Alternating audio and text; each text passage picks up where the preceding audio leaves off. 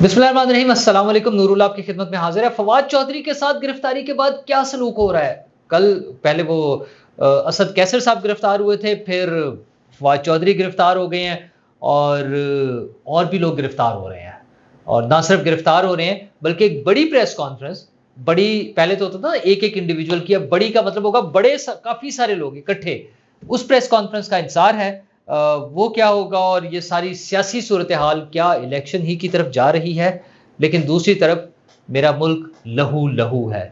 हमले पर हमला हो रहा है, नुकसान पर नुकसान हो रहा है। ये कौन लोग हैं? क्या कर रहे हैं? कैसे कर रहे हैं? और क्यों कर रहे हैं? ये बहुत सारे सवालात हैं। कल से ख़ुसूसन जिन पे तेज़ी आई है, पाकिस्तान वैसे तो बड़ी मुद्दत से दहशतगर्दी का शिकार रहा है, दहशतगर्दों के हमलों का शिकार रहा है। पाकिस्तान शायद वाहिद मुल्क है जिसमें कोई लाख के करीब 80-86 हज़ार के करीब मुख्तलिफ नंबर्स आते हैं, जिन लोगों ने अपनी जानों की कुर्बानी दी है दहशतगर्दों के हमलों में, दहशतगर्दी के हमलों में। और लेकिन वो मसला है, वो सिलसिला है कि रुकने का नाम ही नहीं लेता। हम ऑपरेशन करते हैं, हम उनकी कमर तोड़ देते हैं, हम उनके ठिकाने ख़त्म कर देते हैं। हमने और प्रैक्टिकली ये हुआ है कि हमने वो आबादियाँ खाली करा के लोगों को दोबारा से वहाँ पे आबाद किया है, रिस्टोर हो गए, सारी क्लीयरेंस होगी, सब कुछ हो गया, लेकिन दहशतगर्दी ख़त्म ही नहीं हो रही है। वो एक प्याली चाय की कीमत जो है, वो हम मुसलसल पे किए जा रहे हैं। वो जो इमरान खान साहब को शौक चढ़ा था कि मैं मिलिटेंट्स को, शिद्दत पसंदों को, जंगजुओं को, दहशतगर्दों को लाकर बसाऊँगा पाकिस्तान में, उसकी कीमत मैं, आप, हम जैसे पाकिस्तानी सिविलियंस, पुलिस वाले और हमारे फ़ौजी अपनी जानों के नज़राने देकर वो कीमत अदा कर रहे हैं। मतलब कल से 3 हमले पहले कल हुए, 3 या 4 बल्कि डीआई खान में हुआ, बलूचिस्तान में हुआ। बलूचिस्तान में तो 14 हमारे फ़ौजी जो हैं वो शहीद हुए। इधर कहीं पुलिस वाले अपनी जान गँवा बैठे, उन्होंने अपनी जान दी, जान की कुर्बानी दी। सिर्फ ज़ाहिर सिविलियंस भी साथ होते हैं। ये सारी चीज़ें हो रही थी। तो फिर आज अर्ली मॉर्निंग, मिडनाइट कह लें, अर्ली मॉर्निंग कह लें, पीएफ बेस मियांवाली पर हमला हो गया। अच्छा, पीएफ बेस तो पिछले दिनों भी जब वो 9 मई वाले दहशतगर्द गए थे, उन्होंने भी हमला किया था, लेकिन ये भी पाकिस्तान की एयर बेसिस पर इससे पहले भी इसी तरह से हमले हुए हैं। और अब फिर उसी बल्कि उससे भी ज़्यादा शिद्दत से हमला हुआ है कि 9 दहशतगर्दों ने उस पे हमला किया। वो उन्हें रोका गया है और फाइनली रिपोर्ट्स के मुताबिक तो वो 9 के 9 जो हैं वो मारे गए दहशतगर्द। और हमारे जो ऑफ़िशियल स्टेटमेंट है आईएसपीआर की, उसके मुताबिक हमारे 3 नॉन फंक्शनल जो जहाज़ थे, जैसे हमने या लाहौर एयरपोर्ट के करीब जाएँ तो देखते हैं वो म्यूज़ियम में या एयर बेसिस के करीब जो खड़े किए होते हैं, उस रिपोर्ट के मुताबिक, प्रेस रिलीज़ के मुताबिक वो 3 नॉन ऑपरेशनल जहाज़ों को कुछ नुकसान पहुँचा है। बाकी हमारे जितने एसेट्स थे वो महफूज़ हैं। लेकिन सोचने की बात ये है कि ये लोग किस तरह वहाँ तक पहुँच जाते हैं? 9 लोग इतना एडवांस्ड असलहा लेकर, नाइट विज़न वो जो गैजेट्स हैं वो लेकर, ये सारे कैसे वहाँ पर पहुँच जाते हैं? वो कौन लोग हैं जो इन्हें सिस्टम में से, हमारे सिस्टम में से सपोर्ट कर रहे हैं? मतलब वो फैज़ नेटवर्क है, वो अफ़गानिस्तान का है, वो इंडिया का है, वो कौन है जो हमारे मुल्क में ये सारी दहशतगर्दी कर रहा है? और हमने ही रोकना है ना उन्हें, हमारे इदारों ने ही रोकना है। ठीक है, वहाँ पर हमारी चीज़ों की बचत हो गई है, लेकिन हम उससे पहले रोकने की पोज़ीशन में हमें होना चाहिए। मतलब ये अटैक्स नहीं होने चाहिए बार-बार। इसके बड़े मनफ़ी पहलू हैं। मतलब पूरी दुनिया में क्या मैसेज हम दे रहे हैं कि हम अपनी चीज़ों की हिफाज़त नहीं कर पा रहे हैं और इन दहशतगर्दों को हम कंट्रोल क्यों नहीं कर पा रहे हैं? हमारे अपने सिस्टम में, हमारे अपने मुल्क में कहाँ से उन्हें सपोर्ट मिल रही है?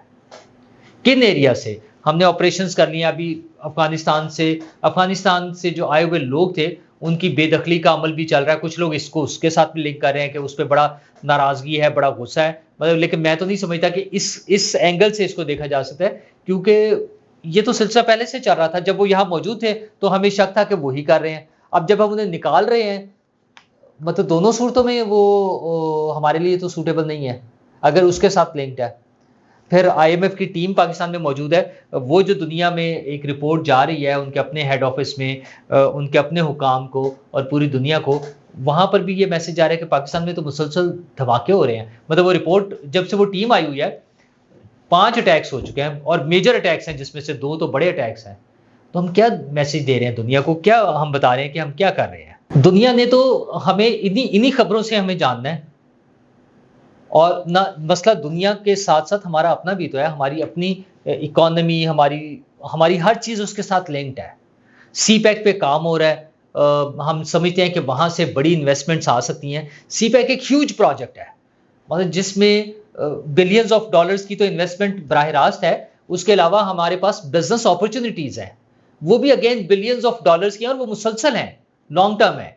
मतलब अगर चाइना ने अपने जो पार्टनर ममालिक हैं सीपैक के हवाले से, बीआरआई जिसको बेल्ट एंड रोड इनिशिएटिव का नाम दिया जाता है, उसके कुछ 2.9 ट्रिलियन डॉलर की ट्रेड की है पिछले साल में 2022 में।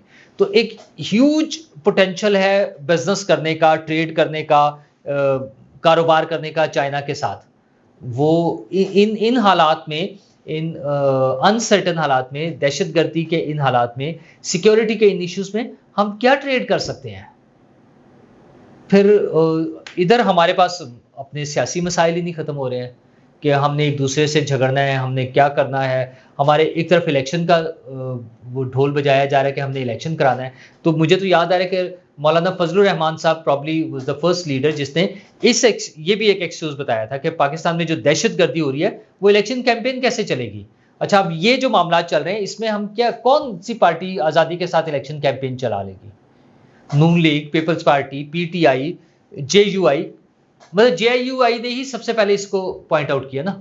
इसका मतलब वो भी खौफजदा है, उनकी रैलियों पे हमले हो रहे थे, उनके जुलूसों पे हमला हो रहे थे, उनके लोगों पर हमले हो रहे थे। तो फिर कौन महफूज है पीछे?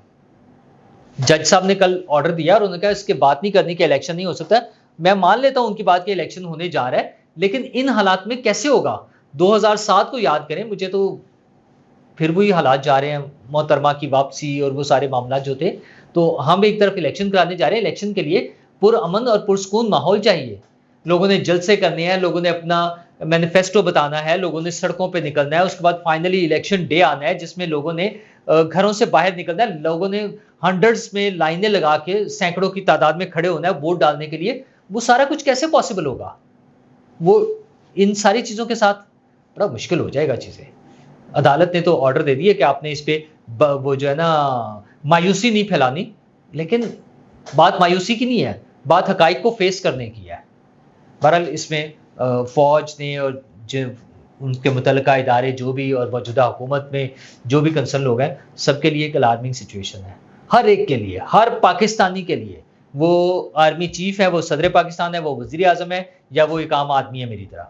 हर आदमी के लिए एक अलार्मिंग सिचुएशन है और हमें इससे निकलने के बारे में सोचना होगा। पॉलिटिकल मसाइल अपनी जगह रहेंगे, इलेक्शन भी होने हैं, इलेक्शन लड़ने भी हैं, इस दौरान में चीज़ें आती जाती रहेंगी, प्लस माइनस हो जाएगा, लोग जेलों में भी जाएंगे। कल आपने सुन लिया कि पहले असद कैसर साहब गिरफ्तार हुए, उसके बाद आज सुबह वो हो गए हैं, फवाद चौधरी साहब गिरफ्तार हो गए हैं। अच्छा, फवाद चौधरी साहब का ज़रा डिफरेंट केस इसलिए है कि वो बज़ाहिर पीटीआई छोड़कर आईपीपी में जा चुके थे।